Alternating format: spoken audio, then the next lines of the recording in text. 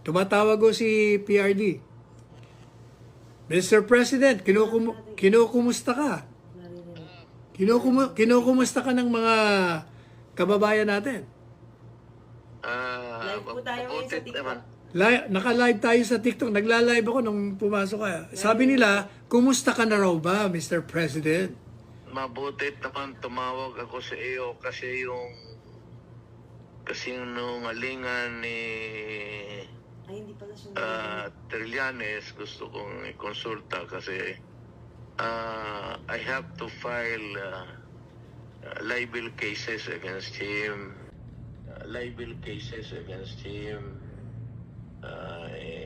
Ikaw mo yung abogado.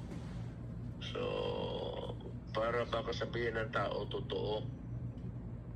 Sabi ko na isang katiting doon wala. O, totoo yan. Alam niyo, pinapaliwanag ko ngayon dito sa TikTok ko ngayon na walang... Sabi ko nga kung totoo yan, I will ask my daughter to resign as Vice President. At yung anak ko, Mayor, mag-resign dapat. Dapat lang kung totoo. At ako, wala naman akong posisyon. Pero ngayon, para ayaw ko na lang magsalita. Basta ako mag-file ng kaso. Patunayan niya sa korte kung puro kabalastugan na figures. Wrong spelling pa yung anak ng patutin. Wrong spelling pa. Alin ang wrong spelling? Ano ba yung wrong spelling niya? Alin ba? Alin ang wrong spelling doon?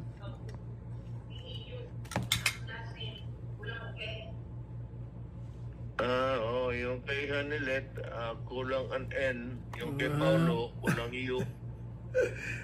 Wala. Anong gusto mong gawin ko? Papayala mo ng kaso?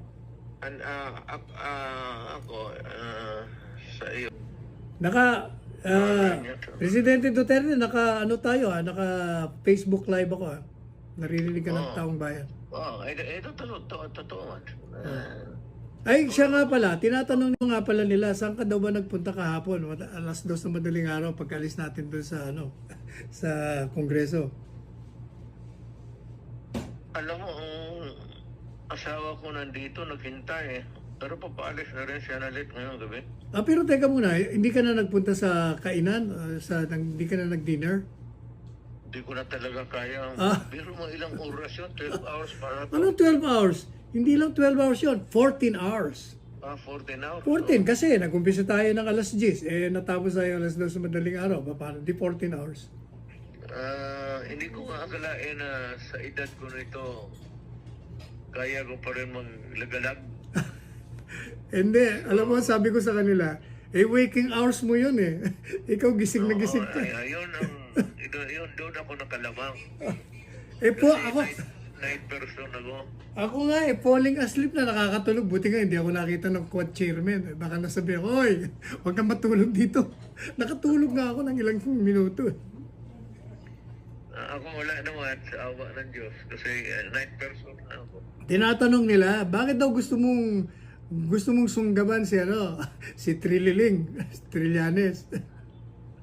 Hindi, alam mo, sa totoo lang, somebody should teach him a lesson in life.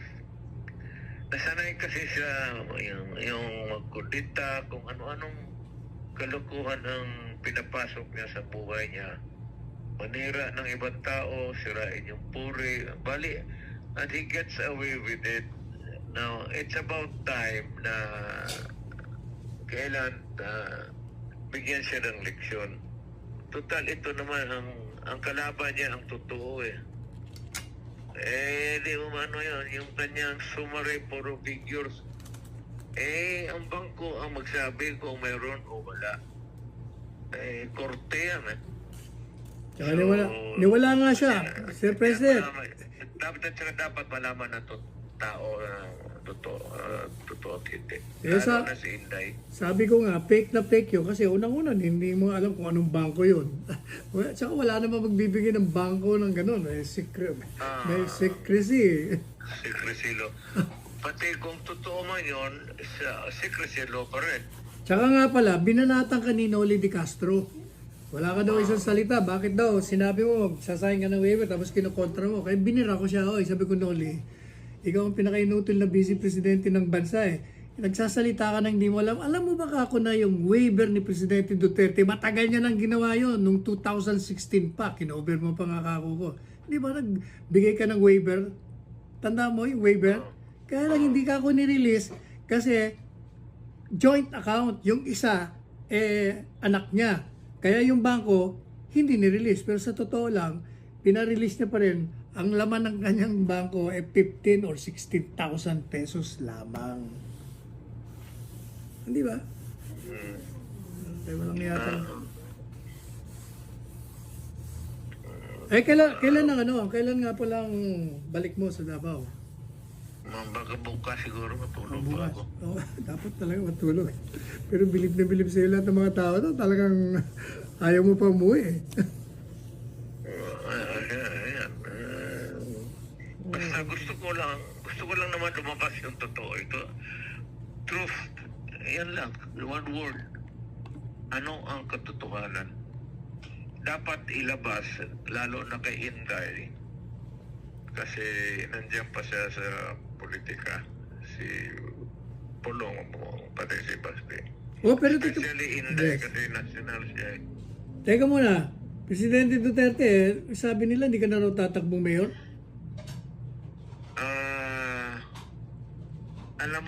Alam mo sa totoo lang, Sal,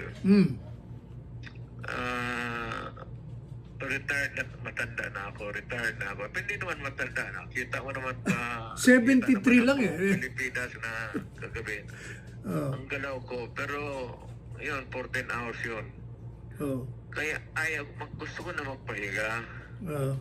Kaya lang, sa ganitong takbo, kasi itong si Terlianes, talagang mukalakad yan, sponsored yan. Hindi gagalaw yan ng gano'n yan. Walang pera yan. Bumalik Malacan. Ewan, nagtataka ako bakit ang Malacan na ginagawa naman wala naman kaming kasalanan sa kanila. Hindi naman ako nag-atake kay Presidente. Pero alam ko na si Trillanes nagtrabaho kay President Marcos. So, pagka ganon, mapipilitan akong tatabo uli ng mayor.